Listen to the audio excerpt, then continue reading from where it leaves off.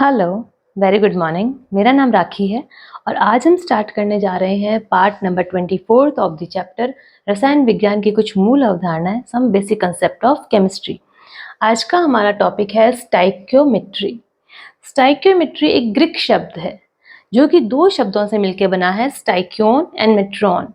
स्टाइक्योन का मतलब है एलिमेंट्स, तत्व, और मेट्रॉन का मतलब है मेजरमेंट, उनका मेजर करना। कौन सी एलिमेंट्स का मेजरमेंट करना है? जब रिएक्शन होती है तो रिएक्टेंट प्रोडक्ट में कन्वर्ट होते हैं तो उनकी अमाउंट का मेजरमेंट जो होता है वो स्टाइक्योमेट्री कहलाता है। उस अमाउंट का मेजरमेंट हम मोल्स के रूप में, मासेस के रूप में या वॉल्यूम के रूप में कर सकते हैं। तो ये सारा स्टाइक्योमेट्री के अंतर्गत आता है। तो स्टार्ट करते हैं इसको। तो स्टाइक्योमेट्री क्या है? The relationship between the amount of reactant and product is called stoichiometry. क्या है? The relation between the amount of reactant and product is called stoichiometry। जैसे कि फॉर एग्जाम्पल हम बात करें, 1 mole of methane CH4 gaseous form में है, 1 mole of methane 2 mole of oxygen से रिएक्शन कर रही है और 1 मोल ऑफ कार्बन डाइऑक्साइड और 2 मोल ऑफ वाटर वेपर का निर्माण कर रही है। इस रिएक्शन से ये पता चल रहा है हमें कि यहाँ CH4 के आगे जो है स्टाइक्योमेट्रिक कोफिशिएंट कुछ भी नहीं है, तो हम 1 मान के चलते हैं। यहाँ ऑक्सीजन के आगे जो 2 है, इसे बोला जाता है स्टाइक्योमेट्रिक कोफिशिएंट। तो ऑक्सीजन का जो स्टाइक्योमेट्रिक कोफिशिएंट है वो 2 है, यानी ये 2 मोल्स है। मीथेन के आगे कुछ नहीं है तो वो 1 मोल है। इसी तरीके से कार्बन डाइऑक्साइड के आगे कुछ भी नहीं है, कोई स्टाइक्योमेट्रिक कोफिशिएंट नहीं है, तो ये 1 मोल है। और वाटर मॉलिक्यूल्स के आगे 2 है, 2H2O। तो ये जो 2 है ये स्टाइक्योमेट्रिक कोफिशिएंट कहलाता है। इसका अर्थ हुआ कि 2 मोल्स ऑफ वाटर वेपर्स का निर्माण हो रहा है। तो ये देखिए, हम जानते हैं कि 1 मोल इज इक्वल्स टू क्या होता है? 1 मोल अवोगाद्रो संख्या होती है, 1 मोल जो कि होती है 6.022 into 10 to the power 23 particles. वो कहा जाए तो मिथेन के 23 पार्टिकल्स हैं 1 मोल में, या ऑक्सीजन के पार्टिकल्स हैं कितने? 2 गुने पार्टिकल्स हैं, क्योंकि यहाँ पे 2 मोल्स हैं। इसी तरीके से कार्बन डाइऑक्साइड के 1 मोल है तो ये बिल्कुल 6.022 into 10 to the power 23 particles हैं, और बराबर इसके 2 गुने जो है वो वाटर वेपर के मॉलिक्यूल्स हैं। तो इस तरीके से अगर देखा जाए तो CH4, अगर हम मीथेन की बात करें, अगर हम इसका मास लेके चले कि इसका मॉलिक्यूलर मास कितना है, कार्बन का होता है 12, और यहाँ CH4, क्योंकि H4 है यहाँ पर, एक हाइड्रोजन का मास है 1 यूनिफाइड मास, तो 4 हाइड्रोजन का मास हो जाएगा 4 यूनिफाइड मास, 12 प्लस 4 हो जाएगा 16 यूनिफाइड मास। और जब इसे ग्राम में लिखा जाएगा तो ये मोलर मास कहलाएगा। 16 gram is equals to molar mass, और 16 ग्राम मोलर मास में कितने मॉलिक्यूल्स हैं? जितनी अवोगाद्रो संख्या है। ठीक है बच्चों, तो इस चीज को हम पूरे अच्छे से क्लियर कर पा रहे हैं। यदि ये जो सब्सटेंस है सारे अगर गैसियस फॉर्म में होते हैं तो हमें पता है कि 1 mole of any gas at standard temperature and pressure, जो कि कितना वॉल्यूम, कितना आयतन घेरती है? 22.4 लीटर उसका फिक्स आयतन घेरती है 1 मोल गैस का at standard temperature and pressure पे।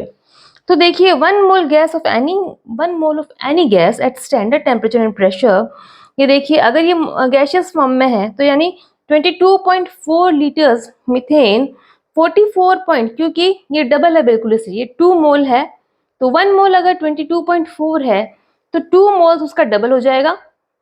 तो 44.8 लीटर्स ऑफ ऑक्सीजन से रिएक्शन करके 22.4 लीटर्स कार्बन डाइऑक्साइड का निर्माण कर रहे हैं और 44.8 लीटर्स वाटर वेपर्स का निर्माण कर रहे हैं। तो इस इक्वेशन से हम इतनी इंफॉर्मेशंस ले सकते हैं। तो stoichiometric calculations based on chemical reactions or calculations based on chemical equations is called stoichiometric calculations।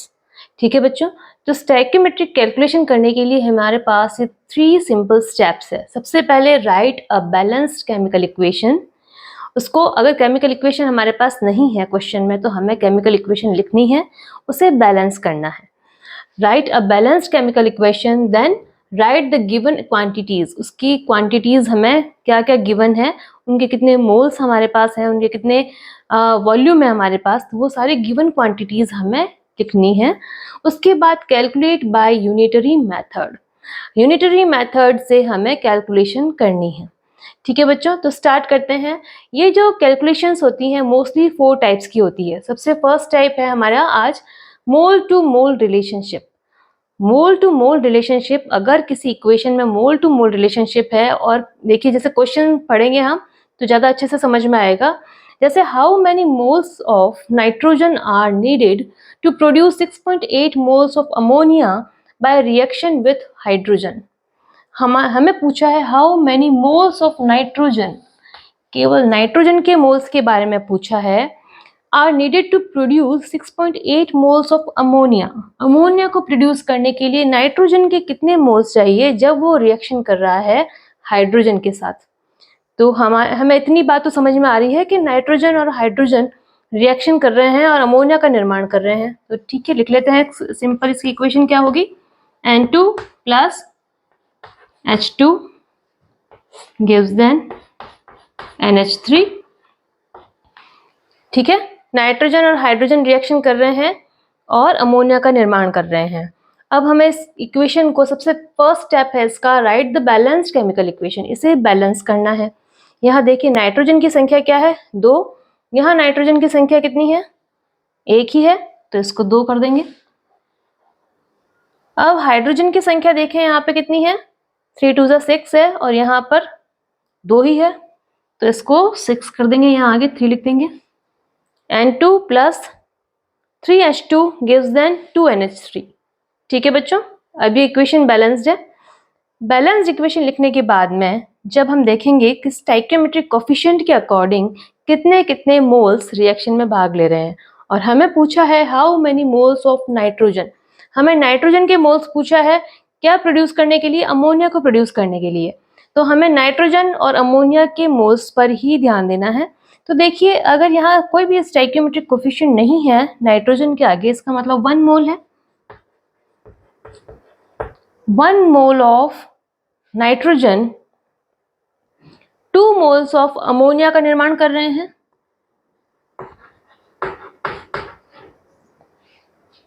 ठीक है, तो हम ये देख सकते हैं कि 1 मोल अगर रिएक्शन में भाग ले रहा है नाइट्रोजन का, तो जस्ट इसका डबल अमोनिया का निर्माण हो रहा है। ठीक है, ध्यान दें बच्चों, अगर 1 मोल ऑफ नाइट्रोजन का लग रहा है तो इसका जस्ट डबल 2 मोल बन रहे हैं। यदि यहाँ पे 2 मोल भाग लेते तो 4 मोल ऑफ अमोनिया का निर्माण होता, और यहाँ पे अगर 3 मोल अगर भाग लेते नाइट्रोजन के तो वहाँ 6 मोल्स ऑफ अमोनिया का निर्माण होता। तो जस्ट उसका डबल ही बन रहा है। तो हमें पूछा गया है जैसे कि how many moles of nitrogen are needed to produce 6.8 moles of ammonia. अब हमें यहाँ चाहिए 6.8। अगर यहाँ 6.8 मोल्स चाहिए हमें, तो नाइट्रोजन कितना लगेगा, नाइट्रोजन कितना लगेगा, बिल्कुल 6.8 का हम आधा कर सकते हैं। 6.8 divide by 2 is equals to 3.4। पर ये हमने इतना सिंपल सा इजी स्टेप में कर लिया है, लेकिन हमें करना है calculation by unitary method. According to unitary method हम इसे लिखेंगे तो कैसे लिखेंगे कि 2 मोल्स ऑफ अमोनिया का निर्माण हो रहा है 1 मोल ऑफ नाइट्रोजन से, तो 1 मोल अमोनिया का निर्माण होगा, कितने नाइट्रोजन लगेंगे, 1/2 मोल्स ऑफ नाइट्रोजन। और इसी तरीके से 6.8 मोल्स ऑफ अमोनिया का निर्माण किससे होगा, तो 1/2 इंटू 6.8 मोल्स। तो देखते हैं, देखिए 2 मोल्स ऑफ अमोनिया का निर्माण हो रहा है, produces bye 2 moles of ammonia produces bye 1 mole of nitrogen. अतः 1 मोल ऑफ अमोनिया का निर्माण होता है 1/2 मोल ऑफ नाइट्रोजन, और इसी तरीके से 6.8 मोल ऑफ अमोनिया का निर्माण होता है 1/2 इंटू 6.8, और 2 से जब हम इसे काटेंगे तो 3.4 से कटेगा। ये 3.4 हम इजी स्टेप में ऐसे ही ला रहे थे, बट हमें कैलकुलेशन करनी है यूनिटरी मेथड से, तो इसके अकॉर्डिंग आ रहा है हमारे पास 3.4 मोल, यानी 3.4 मोल्स ऑफ नाइट्रोजन जब रिएक्शन में भाग लेगा तब प्रोड्यूस करेगा 6.8 मोल्स ऑफ अमोनिया का। ठीक है बच्चों, तो आई थिंक आपको ये स्टेप समझ में आए होंगे। तो इसके बाद हमें अभी तक हमने क्या किया है, फर्स्ट स्टेप किया है, इसका फर्स्ट टाइप किया है मोल टू मोल रिलेशनशिप। इसके बाद सेकंड आता है मास टू मास रिलेशनशिप, तो उसके अकॉर्डिंग भी आज हम पढ़ लेते हैं, ठीक है। सेकेंड टाइप की स्टाइकियोमेट्रिक इक्वेशन आती है मास मास रिलेशनशिप। इसे बोला जाता है मोल टू मास रिलेशनशिप भी कहा जाता है, क्योंकि सबसे पहले हम मोल्स को कंपेयर करेंगे, उसके बाद में उसकी मासेस को कंपैरिजन किया जाएगा। तो ये सेकेंड टाइप है हमारे पास मास मास रिलेशनशिप। इसमें क्या है, ये देखिए क्वेश्चन देखिए, सबसे पहले क्वेश्चन पूछ रहा है इसमें कि calculate the amount of water in gram. ये मास में पूछ रहा है ना, ग्राम्स में पूछ रहा है। Calculate the amount of water in grams produced by combustion of 16 gram of methane. 16 gram of methane के कंबशन से बनने वाले वाटर मॉलिक्यूल्स को ग्राम में बताइए कितना बनेगा। अगर कंबशन होगा कितना, मीथेन का 16 ग्राम ऑफ मीथेन का कंबशन होगा। कंबशन होना यानी किसी चीज का कंबशन होना यानी ऑक्सीजन से रिएक्शन। तो मीथेन की जब ऑक्सीजन से रिएक्शन होती है CH4 + O2, तो मीथेन की ऑक्सीजन से रिएक्शन से बनता है carbon dioxide CO2 plus water molecule H2। ठीक है, अब इस रिएक्शन को हमने लिख लिया है, लेकिन बैलेंस इक्वेशन नहीं है ये। इस इक्वेशन को सबसे पहले काम है हमारा, फर्स्ट स्टेप है इसको रिएक्शन को लिखकर उसे बैलेंस करना। तो हम इसे पहले बैलेंस कर लेते हैं। तो यहाँ कार्बन की नंबर काउंट कीजिए, यहाँ भी कार्बन 1 है, यहाँ भी 1 ही है। हाइड्रोजन यहाँ 4 है, यहाँ 2 है, तो यहाँ H2O के आगे हम ये 2 लगा देते हैं। तो हाइड्रोजन की वैलेंसी हो रही है पूरी यहाँ पे। हाइड्रोजन यहाँ भी 4 है, यहाँ भी 4 है। ऑक्सीजन देखिए यहाँ 4 है, यहाँ 2 ही है, तो यहाँ पे हम 2 लगा देंगे, ठीक है। CH4 + 2O2 gives then CO2 + 2H2O। ये बैलेंस्ड इक्वेशन हो गई है। अब देखिए बच्चों, यहाँ जब स्टाइकियोमेट्रिक कोफिशिएंट नहीं है तो हम कह सकते हैं 1 मोल है ये। जब methane 1 mole of methane reaction कर रहा है तो 2 मोल्स ऑफ वाटर मॉलिक्यूल्स का निर्माण कर रहा है। 1 मोल ऑफ मीथेन से 2 मोल्स ऑफ वाटर मॉलिक्यूल्स का निर्माण हो रहा है। अब हम जानते हैं कि मोल को ग्राम मोलर मास भी कहा जाता है। हम ग्राम मोलर मास क्यों बोल रहे हैं इसको, क्योंकि जब मीथेन का जब हम मोलर मास निकालते हैं, जैसे कि कार्बन का कितना होता है 12 और हाइड्रोजन का होता है, चारों हाइड्रोजन का 4 हो गया, 4 + 12 = 16। 16 ग्राम = 1 मोल जानते हैं, तो हमें लिख सकते हैं 16 ग्राम मीथेन का जब कंबशन हो रहा है तो कितना वाटर मॉलिक्यूल प्रोड्यूस हो रहा है, 2 मोल्स, यानी 2 × प्रत्येक वाटर मॉलिक्यूल का जो मास है वो है 18। कैसे है 18, क्योंकि ऑक्सीजन का है 16 और 16 प्लस हाइड्रोजन के हैं 2, क्योंकि 2 हाइड्रोजन है यहाँ पे, तो 18। एक वाटर मॉलिक्यूल का अगर मास हो गया 18 तो 2 वाटर मॉलिक्यूल्स हैं यहाँ पे, तो 2 × 18 = 36 ग्राम। अगर 16 ग्राम मीथेन का कंबशन होता है तो 36 ग्राम ऑफ वाटर मॉलिक्यूल्स का निर्माण हो रहा है। हमें क्वेश्चन में यही पूछा है कि calculate the amount of water in gram produced by combustion of 16 gram of methane. ये 16 gram of methane he combustion हो रहा है और 36 ग्राम जो है, सिंपल सा आंसर आ रहा है इसका। बट इसको हम यूनिटरी मेथड से करेंगे, और यूनिटरी मेथड में भी देखिए यही आंसर निकलता है कि 1 mole of methane gives 2 moles of water molecules. 1 mole of methane gives 2 moles of water molecules, then 16 gram of methane gives 2 × 18 gram = 36 gram of water molecules। तो 2 × 18 करेंगे तो 36 ग्राम ऑफ वाटर मॉलिक्यूल आएगा, और वही हमें पूछा है, तो यही इसका आंसर है। तो बहुत ही इजी स्टेप्स है ये। तो ये इसी तरीके से हमने पार्ट टाइप जो है 2 किया है ये। अब हम टाइप 3 की बात करते हैं, तो टाइप 3 स्टार्ट करते हैं। स्टाइकियोमेट्रिक कैलकुलेशंस का थर्ड टाइप है mass volume relationship. Mass volume relationship में या तो मास दे दिया जाएगा और वॉल्यूम पूछ लिया जाएगा, या फिर वॉल्यूम दे दिया जाएगा और मास पूछ लिया जाएगा। तो इन दोनों में क्या रिलेशन है, अभी हम एग्जाम्पल करेंगे तो अच्छे से समझ पाएंगे। ये देखिए क्वेश्चन क्या बोल रहा है कि कैलकुलेट द अमाउंट यानी मास हो गया, calculate the amount of potassium chlorate KClO3 to supply sufficient oxygen for burning 112 litre of carbon monoxide gas at NTP। यानी कैलकुलेट करना है हमें किसको, अमाउंट को, KClO3 यानी पोटेशियम क्लोरेट के अमाउंट को कैलकुलेट करना है कि वो इतनी सफिशिएंट अमाउंट में ऑक्सीजन दे जो कि कार्बन मोनोऑक्साइड के बर्निंग के लिए कितनी 112 लीटर ऑफ कार्बन मोनोऑक्साइड के बर्निंग के लिए ज़रूरत है। तो हमें क्या पूछा है, जैसे पोटेशियम क्लोरेट को हीट करके डिसोसिएट किया जा रहा है, किसमें डिसोसिएट हो रहा है, पोटेशियम क्लोरेट हीटिंग से डिसोसिएट हो रहा है KCl और ऑक्सीजन में। और यही वाली जो ऑक्सीजन है, यही ऑक्सीजन जो है कार्बन मोनोऑक्साइड के बर्निंग में काम आ रही है। कार्बन मोनोऑक्साइड के बर्निंग में काम आकर ये कार्बन डाइऑक्साइड बना रही है। और पूछा है कि अगर कार्बन मोनोऑक्साइड की जो मात्रा है कितनी 112 लीटर है, तो कितनी ऑक्सीजन बनाएगा, उसके लिए क्वांटिटी चाहिए हमें कितना, KClO3 चाहिए। समझ रहे हैं आप बात, कि दो इक्वेशंस पैरेलल चल रही है इसमें। तो हम दो इक्वेशंस को देखेंगे। सबसे पहले हम देखें कि पोटेशियम क्लोरेट जब हीट कर रहे हैं उसको, वो डिसोसिएट हो रहा है KCl और ऑक्सीजन में। अगर पोटेशियम क्लोरेट को डिसोसिएट होकर ये इसमें कन्वर्ट हो रहा है, तो हमने सबसे पहले रिएक्शन लिख दी है ये। इसके बाद इसे बैलेंस करना है, बैलेंस इक्वेशन करनी है। तो यहाँ पोटेशियम 1 है, क्लोरीन 1 है, ऑक्सीजन यहाँ 2 है, यहाँ 3 है। तो इस तरफ हम 3 से मल्टीप्लाई कर देंगे और यहाँ 2 से मल्टीप्लाई कर देंगे, क्योंकि यहाँ पोटेशियम, तो यहाँ पे भी KCl के आगे 2 लगा देंगे। तो ये इक्वेशन बैलेंस हो रही है। ठीक है बच्चों। अब इस तरीके से अगर कार्बन मोनोऑक्साइड की बात करें हम, कि कार्बन मोनोऑक्साइड ऑक्सीजन से बर्निंग होकर बना रहा है कार्बन डाइऑक्साइड, तो इसमें जब हम इक्वेशन को हम बैलेंस करेंगे तो ये देखिए कितना होगा। यहाँ कार्बन 1 है, ऑक्सीजन जो है, ऑक्सीजन यहाँ 2 है और यहाँ 3 है। तो इसको हम 2 से मल्टीप्लाई कर देंगे दोनों तरफ। देखिए बराबर हो रही है।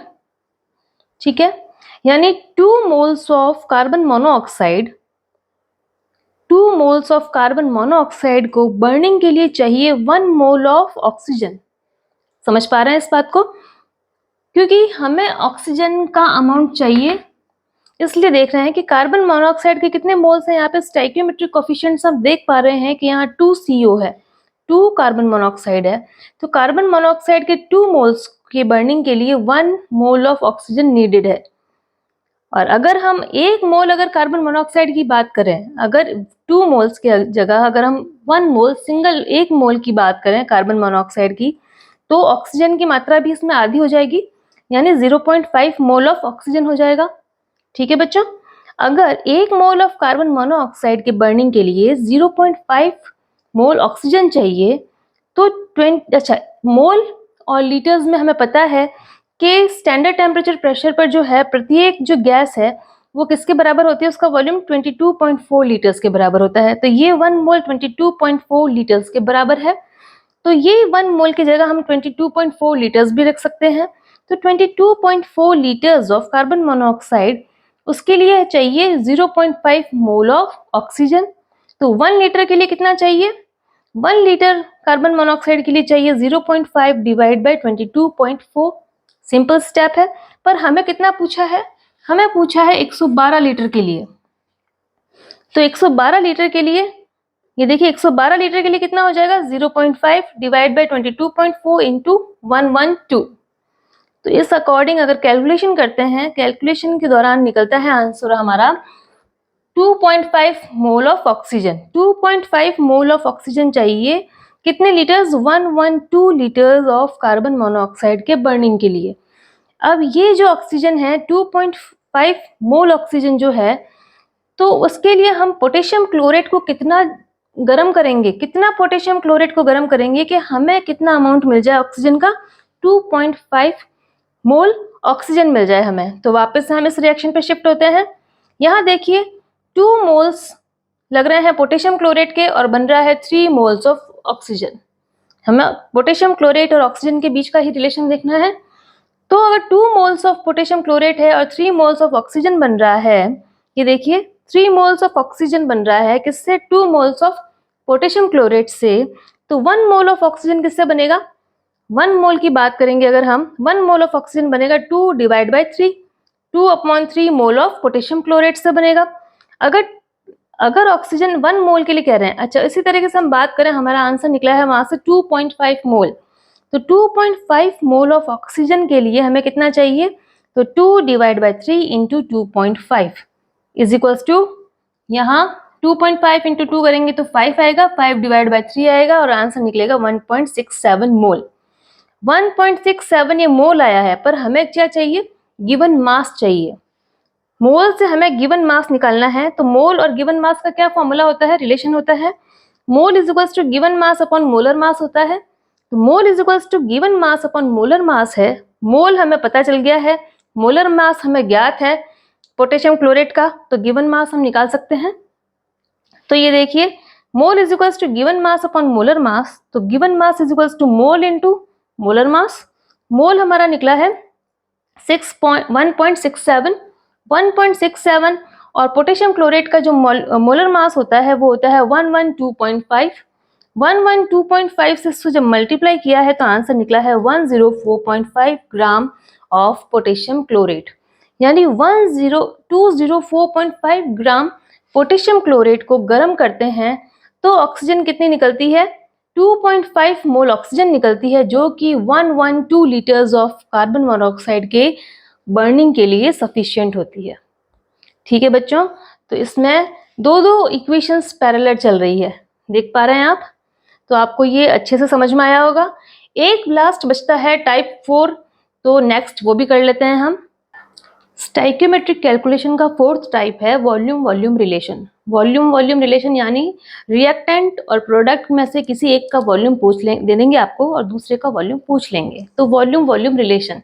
जैसे कि हम एक क्वेश्चन करेंगे, आसानी से समझ लेंगे इस चीज को। क्वेश्चन देखिए, क्वेश्चन में बता रहे हैं calculate the volume of oxygen, calculate the volume, इसका वॉल्यूम देखना है ऑक्सीजन का at NTP that would be required to convert 5.2 litres of carbon monoxide to carbon dioxide, यानी 5.2 लीटर्स आपको कार्बन मोनोऑक्साइड दिया है, उसको कार्बन डाइऑक्साइड में कन्वर्ट करने के लिए कितना लीटर्स ऑक्सीजन की जरूरत पड़ेगी। तो ये वॉल्यूम पूछ लिया है आपसे, एक का वॉल्यूम दे रखे हैं, यानी कार्बन मोनोऑक्साइड का वॉल्यूम दे रखा है, लेकिन आपको कार्बन डाइऑक्साइड में कन्वर्ट करने के लिए ऑक्सीजन के वॉल्यूम की नीड है आपको, तो वो आपको ज्ञात करनी है। तो सबसे पहले हमने इक्वेशन लिखी है कि कार्बन मोनोऑक्साइड ऑक्सीजन से रिएक्शन कर रहा है और कार्बन डाइऑक्साइड बना रहा है। मैंने इस इक्वेशन को बैलेंस कर दिया है, दोनों तरफ यहाँ 2 और 2 लगाकर ये इक्वेशन बैलेंस हो गई है, यानी 2 moles of carbon monoxide 1 mole of oxygen से रिएक्शन कर रहा है। इस रिएक्शन में अकॉर्डिंग टू स्टाइक्योमेट्रिक कोफिशिएंट के अनुसार हम देख पा रहे हैं कि 2 moles of carbon monoxide reaction कर रहे हैं 1 मोल ऑफ ऑक्सीजन से। हम जानते हैं कि 1 मोल ऑफ एनी गैस कितने बराबर, उसका आयतन क्या होता है, वॉल्यूम 22.4 लीटर्स उसका फिक्स वॉल्यूम होता है। तो यहाँ 2 मोल्स है, तो यहाँ 2 मोल्स होने के कारण हम 2 इंटू 22.4 लीटर्स कर देंगे फॉर कार्बन मोनोऑक्साइड के लिए, और ऑक्सीजन के लिए अगर 1 मोल है तो 1 मोल की वैल्यू फिक्स है 22.4 लीटर्स, यानी 44.8 लीटर्स जो है कार्बन मोनोऑक्साइड है वो रिएक्शन कर रहा है 22.4 लीटर्स ऑफ ऑक्सीजन के साथ में। तो यहाँ देखिए, अब हम लगाएंगे यूनिटरी मेथड। यूनिटरी मेथड लगाने से देखिए, हम देखते हैं 44.8 लीटर्स ऑफ कार्बन मोनोऑक्साइड को ऑक्सीजन की कितनी जरूरत पड़ रही है, 22.4 लीटर्स ऑफ ऑक्सीजन कन्वर्ट होने के लिए 22.4 लीटर्स ऑफ ऑक्सीजन की जरूरत पड़ रही है। यदि 1 लीटर की बात की जाए, 1 लीटर अगर कार्बन मोनोऑक्साइड हो तो 22.4 डिवाइड बाय 44.8 लीटर्स हो जाएगा, पर हमें क्वेश्चन में दे रखा है 5.2 लीटर्स। 5.2 लीटर्स कार्बन मोनोऑक्साइड की अगर मात्रा है, तो 5.2 लीटर्स अगर कार्बन मोनोऑक्साइड है तो 22.4 डिवाइड बाय 44.8 इंटू 5.2, 22 से 44.8 बराबर 2 भागों में कट रहा है, और ये 2 5.2 को काट रहा है 2.6 टाइम्स में, तो 2.6 लीटर्स ऑफ ऑक्सीजन की जरूरत पड़ेगी किसको, 5.2 लीटर्स ऑफ कार्बन मोनोऑक्साइड को कन्वर्ट करने के लिए कार्बन डाइऑक्साइड में। ठीक है बच्चों, तो ये हमारी चारों टाइप की हमने स्टाइक्योमेट्रिक कैलकुलेशंस हमने आज कर ली है इस पार्ट में। ओके बच्चों, मिलते हैं नेक्स्ट पार्ट में। Thank you.